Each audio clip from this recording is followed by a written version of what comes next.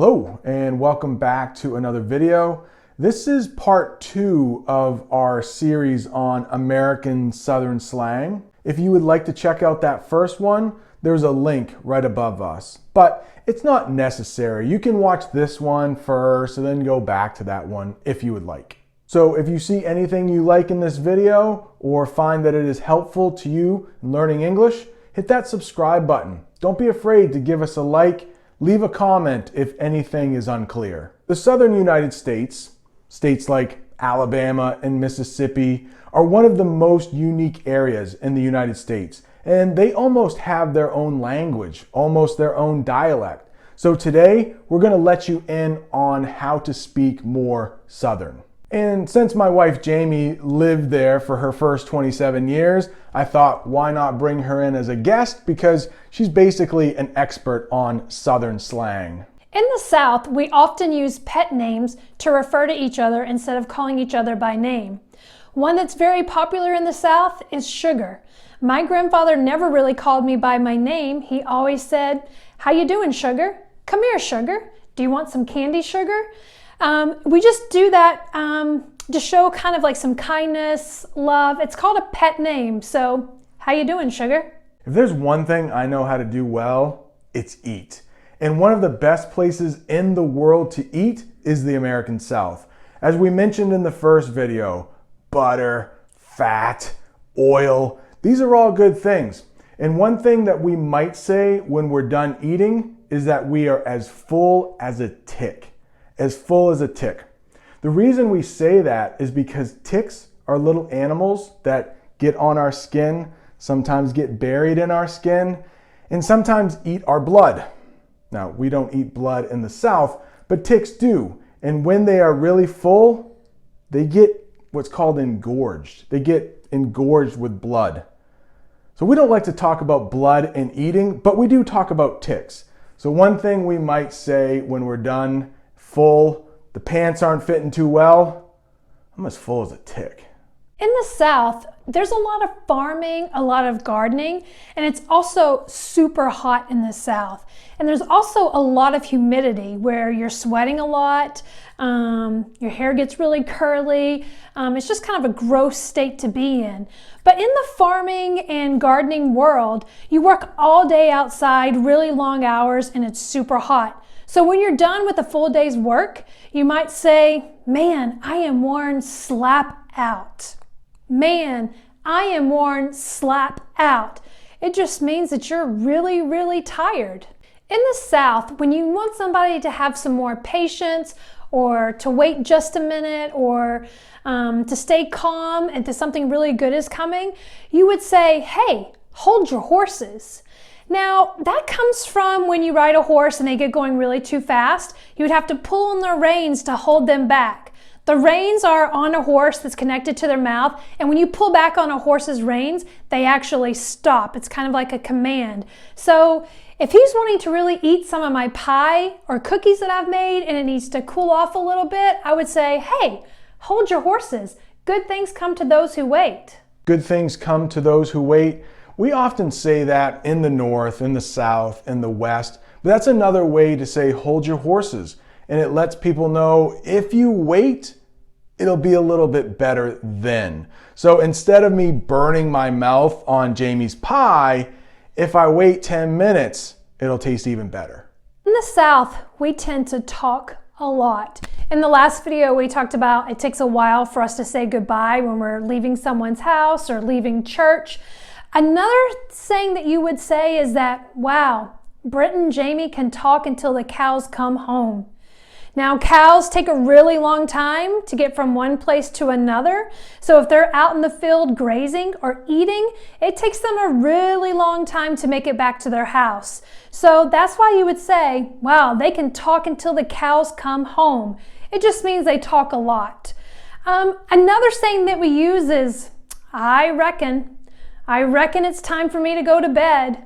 I reckon it's time for me to go to the grocery store. I reckon it's time for me to cut Brent's hair." I reckon just means it's time to get something done. Unfortunately, I don't have as much hair as I used to, so I don't need those haircuts as often. The next one that we often say in the South is over yonder. Over yonder. I don't know where it comes from, but that's just a good thing to say if it's not near you. Instead of saying over there, you can say over yonder. Over yonder, I see the cows making their way home. Over yonder, that's a beautiful sunset. All right, the next one is hankering. And you can say this when you have a craving. We also say that in the North. You have a craving for some food, you really want it. So you can say, man, I have a hankering for some sweet potato pie. Man, I have a hankering for some biscuits and gravy. Man, I have a hankering for some chitlins, which I have never said. Not long after I moved to the South, Jamie and I had a class together. It was a marriage and family class we did for some credits. I don't think it worked out very well. We might not have used anything from that class, but when the class was over, at the end of the year, we all went out to eat. And they knew I was from the North. And at the restaurant we went to, they were serving chitlins. And so they said, let's make the Yankee try some chitlins. And chitlins are basically the stomach lining of a pig. And luckily in the United States, we have the luxury of not eating what we might consider our gross parts of the animal. The heart, the neck, the liver. Those are not common in the United States. So they wanted me to eat the stomach lining of a pig called a chitlin. And guess what? The Southerner, Jamie, who had been living there for 25 years, she had never had them either. Now, like majority of the food in the South, chitlins are fried. And basically, if you fry anything in fat, it's going to taste somewhat okay. And if I remember correctly, chitlins just really taste like fried foods. I don't remember it being bad, but I probably won't ever have them again. So that's what chitlins are, fried pig intestines. Our next Southern slang term is pitch a fit. Pitch a fit. We use that when kids are really having a meltdown, or they're not happy, or they're frustrated and crying a lot. We say pitching a fit. So you would say, wow, Charlie's really unhappy. He's pitching a fit because I won't let him have any more food. Or he's pitching a fit because he can't have any more sweet tea. So when a kid's having a meltdown or super unhappy, we say, wow, they're pitching a fit. In the South, when we are surprised or shocked at something that somebody tells us, we use the phrase, well, I declare. Well, I declare. So if Brent told me I don't really like sweet tea, I would be super surprised and say, well, I declare. That's kind of stupid because everybody loves sweet tea in the South. So when you're shocked or surprised by something that someone tells you in the South, you would say, well, I declare. This next one has been mentioned in previous videos a little bit. It's been mentioned in some live streams, but let's talk about it for real. Next one is roll tide. Roll tide. In Alabama, where we went to school, the University of Alabama, by the way, quite a few college football championships, the most of any school in the nation. We say roll tide when we want our team to do well. We say roll tide when we greet each other. Roll tide, roll tide. And roll tide means that you want the tide, our team, a big wave of water, to overcome the other team and envelop them, to surround them with their mighty wave. So roll means overcome.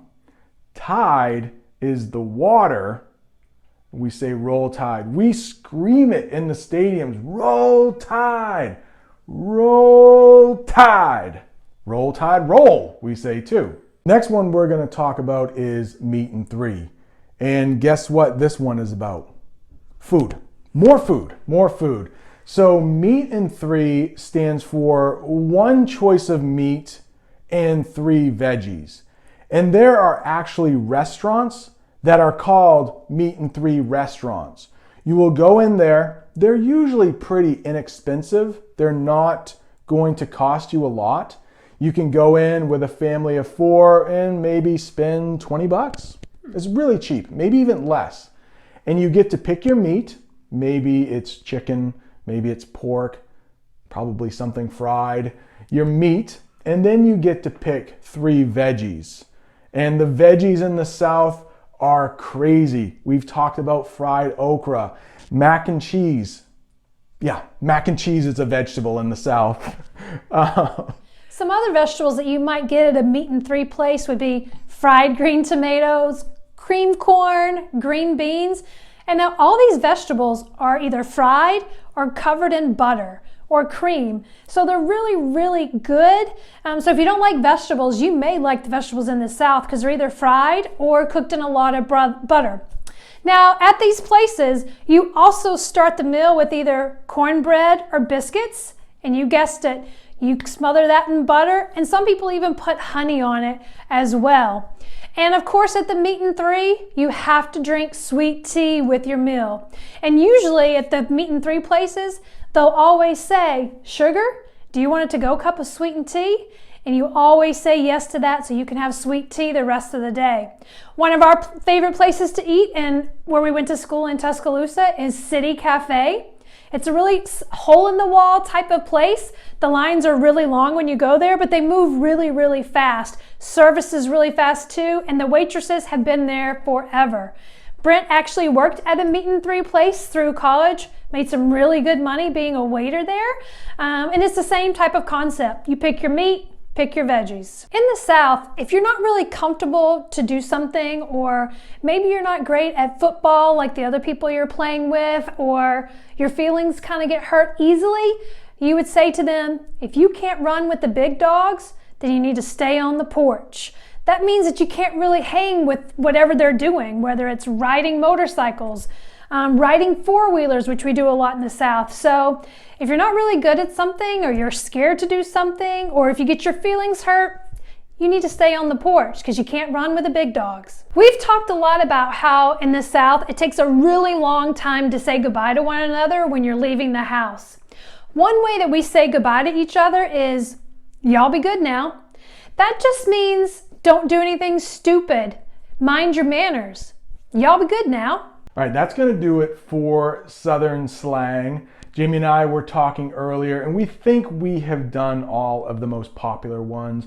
We don't want to make a 3rd video with things that you wouldn't hear down there. So this is it. This is the last. So we do have plans for other videos together. They just won't be Southern slang. They might be different parts of Southern culture, like college football, maybe trying some American snacks, getting away from the Southern thing. But I want to thank Jamie for helping me out with this video. And I want to thank you all for sticking with us for this long. If you found anything useful, hit that subscribe button, give us a like, leave us a comment if something was unclear. We mentioned things like hole in the wall. If you don't know what that is, leave a comment. We'll answer. I answer every single comment. Thank you guys so much, and we'll see you next time.